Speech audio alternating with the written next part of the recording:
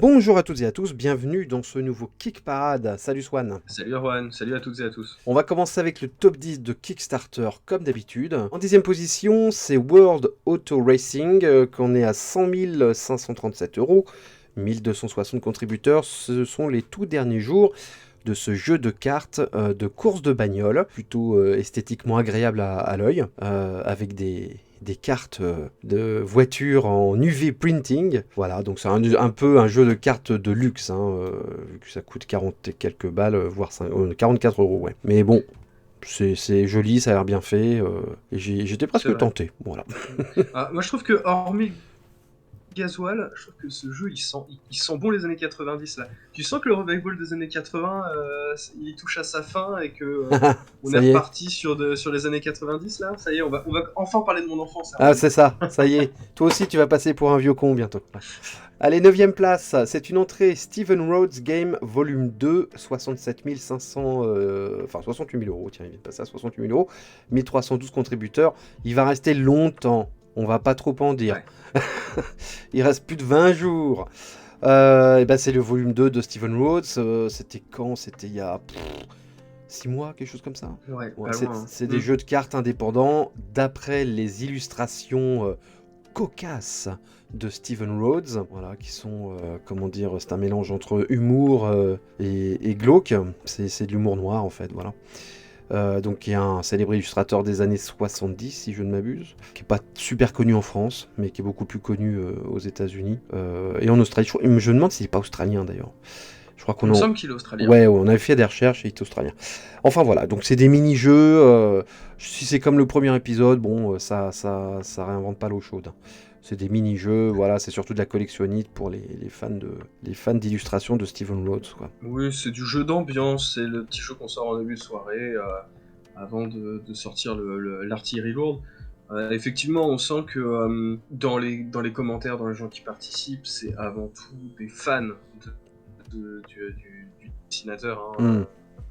des gros fans de jeu. C'est pas du tout une critique, hein. C'est vrai que quand nous on regarde ça de l'extérieur sans le regard fanbase, bah, les jeux, même s'ils peuvent nous sembler agréables à l'œil, intéressants esthétiquement, en termes de profondeur de gameplay, ça révolutionne pas grand chose, c'est pas très très intéressant, je trouve.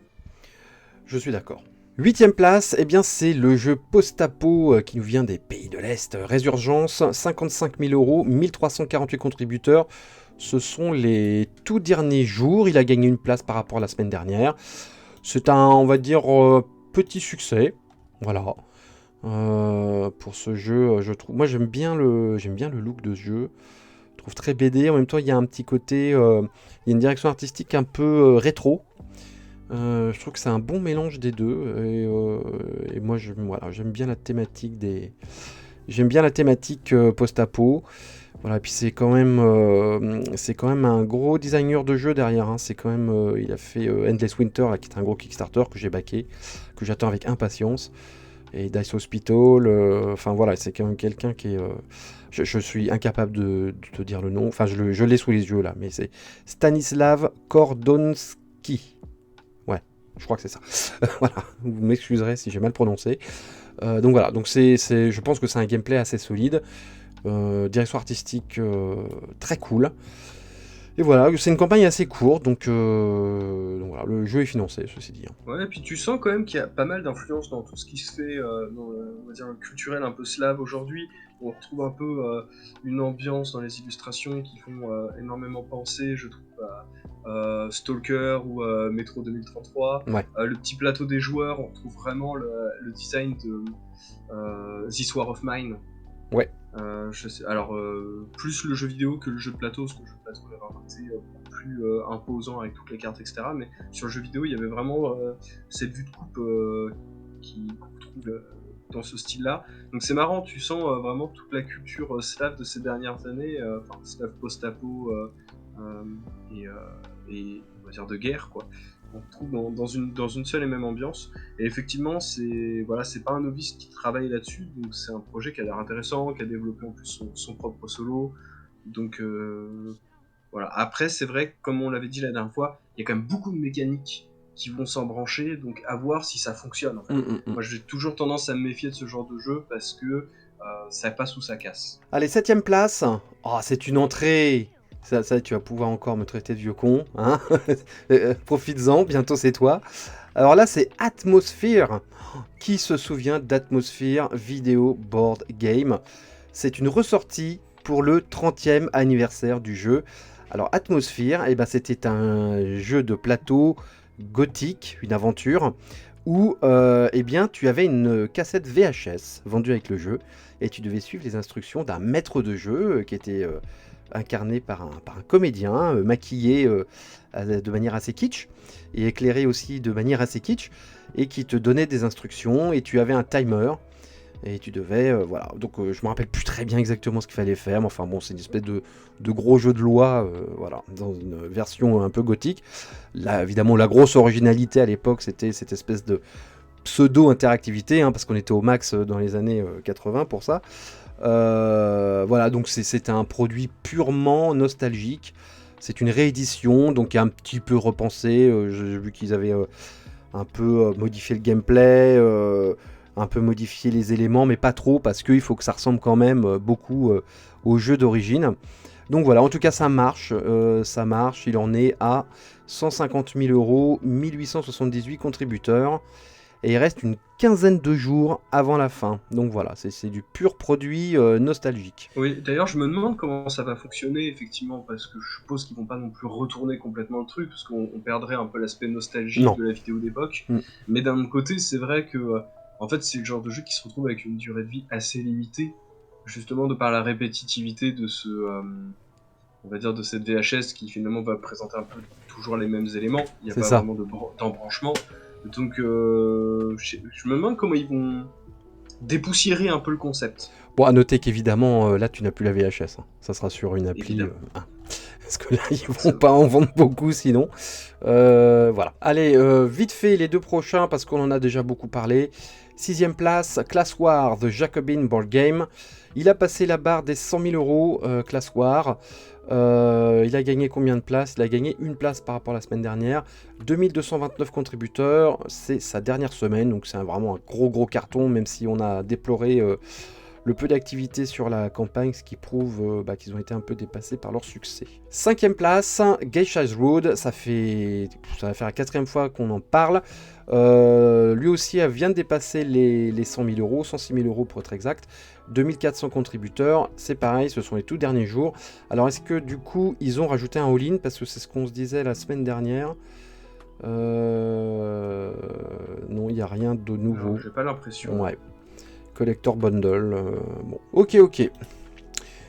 4ème place, c'est une entrée. Mind Bug First Contact. C'est un jeu de cartes co-designé par Richard Garfield, hein, qui avait déjà sorti un jeu de cartes compétitif il y a pas longtemps, qui s'était quand même à moitié ramassé, mais parce que il n'allait être distribué qu'aux États-Unis. Là, c'est pas la même chose. Il y a même une traduction française. Il y a une VF. C'est un jeu de cartes, alors là c'est un jeu de cartes évolutif. La petite particularité de ce que j'en ai compris, c'est que vous allez pouvoir voler des cartes à l'adversaire. Donc il n'y a pas de deck, tu vois, un petit peu exclusif, comme c'est le cas souvent dans ce genre de jeu. Là tu vas pouvoir choper ce qui est en face, et le contexte c'est de la bataille entre bestioles, hein, entre animaux. Voilà, plus ou moins fantaisiste. Plus fantaisiste que réaliste, mais avec des illustrations plutôt cartoon. Mais c'est marrant parce que tu sens que Richard Garfield, il abandonne pas l'idée d'essayer de trouver un nouveau concept autour du jeu de cartes, du jeu de deck, systématiquement, quoi. À chaque fois, il y a un côté où il se dit, tiens voilà, je vais bosser sur le même support, mais je vais essayer de faire un truc qui sort de l'ordinaire de la manière dont on joue, etc. Et si vraiment je souligne et je trouve que c'est vraiment très bien de pas rester campé sur ses acquis et d'essayer de trouver des trucs, je trouve que ça fait un petit moment que ça marche pas trop. Et j'ai un peu l'impression que bon là le côté de piquer des cartes à l'adversaire, pourquoi pas, même si certains jeux le proposaient déjà, hein, Magic, mais c'était pas au cœur du gameplay on va dire. Mais du coup je trouve que ça limite vachement la création du deck, tout ce côté-là, enfin c'est un peu moins personnalisable. C'est un autre fonctionnement. J'ai peur que ce soit un gimmick, mais que dans les faits ça soit pas si intéressant que ça. Alors après Richard Garfield, de ce que j'en ai compris sur ce jeu, est un co-designer un petit peu plus lointain. Voilà, il est venu, pour assister les autres créateurs. Parce qu'il a, même dans la présentation du jeu là, en vidéo, il est un petit peu plus en retrait. Il dit qu'il a accepté de bosser sur ce jeu de cartes parce qu'il trouvait l'idée cool, etc., etc. Donc c'est pas un jeu de Richard Garfield. Hein. C'est un jeu sur lequel Richard Garfield a travaillé. Mais ça a pas été, il n'a pas été la matrice du projet. Avant de découvrir le trio de tête sur Kickstarter de cette semaine, on passe par les nouveautés. Et bah écoute, je te laisse commencer. Ok. Du coup, moi je vais vous parler d'un petit jeu, je vais pas trop développer parce que Metavic c'est un jeu qui va vite se retrouver dans le top 10. Il s'agit de Heroes of the Shire, the board game. C'est un mélange de combats qui essaie de reproduire les combats au tour par tour qu'on pouvait un peu avoir dans les RPG à l'ancienne, mais aussi un petit côté aventure, dungeon crawler, avec différents styles de scénarios qui vont se présenter sous 2 boîtes ou avec une boîte all-in. Donc voilà, comme je vous le disais au début, je vais pas développer plus que ça parce que Metavic, c'est le type de jeu qu'on va voir progresser. Il est déjà à 937 contributeurs, il était vraiment pas très loin derrière le top 10. Il y a pas mal de jeux, donc c'est la dernière semaine, donc je pense qu'on aura un peu plus le temps de le développer la semaine prochaine. Ok, Shire, ça n'a rien à voir avec le Shire, la comté du Seigneur des Anneaux. Bah, a priori non, mais bon, je pense que le clin d'œil est là quand même. Ouais, c'est clair. Moi, je vais parler de 2 projets, je les enchaîne, je vais expliquer pourquoi. Le premier, c'est Pathfinder Arena. Alors, Pathfinder, oui, comme le célèbre jeu de rôle, le concurrent de Donjons & Dragons, Pathfinder, qui a été mis en boîte pour un jeu d'affrontement. Où vous allez vous combattre dans une arène, mais une arène un peu spéciale. Car au lieu de bouger vos personnages, donc il y a des figurines, vous allez bouger le sol de l'arène afin de placer vos ennemis soit devant vous, soit devant des gros monstres. Donc voilà, donc c'est un peu spécial. Je l'ai essayé au Spiel d'Essen. Enfin, je l'ai essayé vite fait. Hein. J'ai pas fait une partie en entière. On me l'a présenté. C'est un jeu italien. Voilà, donc c'est un peu bizarre. Moi, j'avoue que je me suis retrouvé dans la table et on m'a dit non, t'avances pas tes figurines. Tu dois faire venir les monstres et les péripéties devant tes adversaires en bougeant le sol, quoi, finalement. Donc, je sais pas, il faudrait faire une partie en entier pour voir que ça fonctionne. Moi, j'avoue que quand il me l'a présenté en live, j'ai été un peu dubitatif. Voilà. Maintenant, bon, voilà, je pense qu'il faut essayer le jeu en entier. Après, c'est sur quand même un titre très connu. Donc c'est pas toujours une bonne nouvelle. Je trouve pas ça super joli.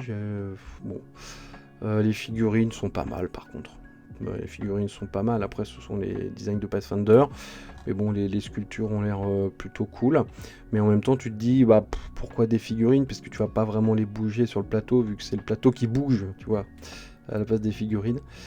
Donc voilà, je me pose pas mal de questions sur ce jeu. Voilà, je suis pas ultra convaincu. Et alors, deuxième nouveauté de la semaine, c'est le retour de Alternor Secret, qu'ils ont sous-titré Reborn, donc la Renaissance, qui s'était planté il y a quelques semaines. Donc là, c'est le jeu d'arène en cercle cette fois, où vous allez bouger également l'arène. C'est pour ça que je voulais en parler à la suite. Sauf que là, c'est en cercle concentrique que vous allez bouger et il va falloir placer des pièges devant vos adversaires ou sous vos adversaires selon les combinaisons du cercle. Donc là, vous bougez aussi vos personnages. Le jeu, voilà, c'était planté. Là, il en est à 13 000 €, 139 contributeurs. Il en a 19 jours. C'est pas fracassant. C'est un jeu français. Donc évidemment, il y a une VF. Mais je pense que le deuxième lancement se passe pas si bien que ça. Après, c'est plutôt rigolo, t'as l'impression d'être un peu un DJ quand tu joues, tu vois, tu bouges ton board comme tu bougerais une platine, tu vois, de vinyle. Donc voilà, je sais qu'ils ont été pas mal critiqués sur la solidité du plateau. Les gens trouvaient que c'était un peu ledge pour une utilisation à longue durée, tu vois, de faire coulisser ces trucs-là. Donc je crois qu'ils ont renforcé le plateau, ils ont fait en sorte que ce soit plus solide. Il y a un support, je sais pas, je me rappelle plus, sur la première campagne, il y avait une espèce de support en plastique déjà sous le carton, mais en tout cas, ils le mettent en avant. Donc voilà, ils ont bossé là-dessus. Après, le système, pourquoi pas, ça peut être rigolo. Mais bon, c'est... Bon, écoute, j'espère que ça va décoller, mais pour l'instant, ça a démarré assez timidement. Et je te passe la main. Oui, bah moi je vais vous parler aussi d'un petit jeu, donc Snack Time, un roll and write qui vient d'apparaître sur Kickstarter. L'objectif, c'est qu'on va incarner un monstre et on a décidé de manger les passants qui vont se présenter à nous sous forme de cartes. Et en fait, chaque passant mangé va nous rapporter des points, des déplacements, etc. qu'on va pouvoir illustrer sur notre petite feuille de chasse. Et parmi ces passants, il y aura aussi les autorités qui vont en fait de plus en plus mettre en lumière nos exactions. Donc ça va être un jeu qui peut jouer autant en solo que à plusieurs. Et c'est essayer soit de ne pas se faire attraper par les autorités et de manger le plus, enfin d'être plein, soit essayer de manger un maximum de passants avant d'être attrapé. Et puis après, il y a un système de scoring. Donc c'est un petit jeu qu'on a déjà à 440 contributeurs.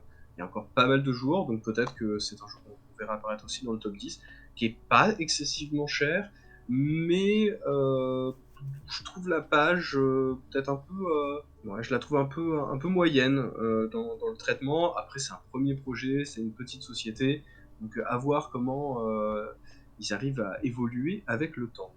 Est-ce que ça te dirait cette semaine de parler de révolution?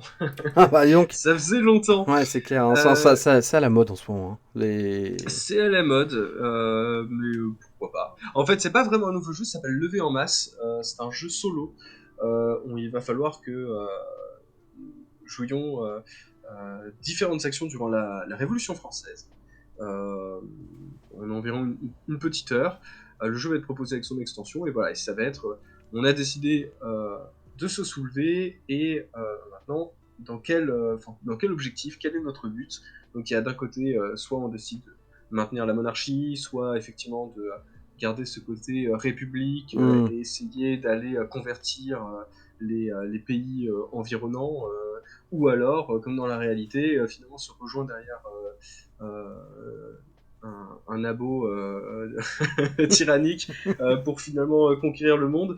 Voilà, il y a plein de possibilités. C'est une manière à la fois d'apprendre l'histoire, mais aussi de la revisiter, de voir effectivement les différents enjeux qui pouvaient être présents sur cette période de manière ludique, avec une extension qui rajoute des événements et surtout qui a tendance à augmenter l'influence de Napoléon dans le jeu pour coller plus proche de la réalité historique, à savoir que bah, en fait tout va essayer de te pousser vers on va dire l'apogée de Napoléon Hmm. ou plutôt que sur les autres alternatives, donc prendre des routes on va dire différentes va s'avérer un peu plus compliqué. Donc c'est une réédition. À ce que j'ai vu, il ne me semble pas qu'il y ait de VF de disponible. Ce qui est En tout assez cas, paradoxal, mais bon. ce qui est assez paradoxal, mais enfin bon, on l'a vu que c'est pas la première fois que Ouais, l'histoire française est traitée dans le jeu de plateau, mais pas par les Français, ouais, puisqu'on est toujours sur notre optique du roman national, donc ouais. allez imaginer que c'est un peu moins manichéen. On va dire que la France n'est pas prête. La France n'est C'est pas ça. prête pour le moment. Mais en tout cas, le concept, et surtout en solo, a l'air intéressant. Le plateau de jeu est old school, mais plutôt sympa. Donc voilà, c'est affaire à suivre. Ok. Troisième place, c'est Call to Adventure Epic Origins. 334 000 euros, 5342 contributeurs, c'est la dernière semaine. Et bah il aura fait son succès ce jeu, hein. Campagne très courte, frappé vite et fort, parce qu'il prouve que le premier opus de Call to Adventure est resté, hein, dans le cœur des gamers. Donc voilà, bon, je pense que, à mon avis, c'est une saga qui n'est pas terminée vu le succès du Kickstarter. Oui, est-ce que on pourrait même aller imaginer qu'ils vont se créer leur propre univers de jeu de rôle, Ah, peut-être? écoute, va savoir. Ça serait pas la première fois qu'on verrait ce genre de jeu de plateau qui, je sais que c'est ce qui est en train de se préparer avec Roleplayer notamment, où ils avaient créé tout leur lore, etc. et Bah, ça qui voulaient c'est... le Ouais. décliner sur différents styles de jeu. Moi, ça me semblerait être la suite logique parce que là, effectivement, il y avait cette possibilité de transformer son personnage en Oui, personnage de Donjons et Dragons, tout à mais fait. Ouais. finalement, pourquoi pas créer son personnage pour un jeu de rôle original, sachant que quand même belle campagne, puisque là ils ont réussi à débloquer un mode coopératif et un mode solo qui n'existait pas dans la précédente version, ce qui avait d'ailleurs été reproché, puisque finalement beaucoup de gens disaient bah oui, mais on est un peu dans une ambiance jeu de rôle, on crée notre personnage, etc. Est-ce que l'unique option compétitive est vraiment pertinente? Et j'étais plutôt d'accord avec cette manière de voir, parce que le principe quand même d'un jeu de rôle, c'est de coopérer. C'est vrai. Donc je Ou trouve pas. que l'alternative coopératif, Ou d'égorger tes camarades en pleine nuit. ou d'égorger tes camarades, mais dans ce cas-là, tu perds tes camarades et tes amis. Quand t'es pressé que tu veux rentrer tôt chez toi. Mais bon, je trouve que l'alternative coopérative est intéressante. Ok, et bah deuxième place, Weather Machine, le jeu de Vital Lacerda. Gros jeu, on en a beaucoup parlé la semaine dernière.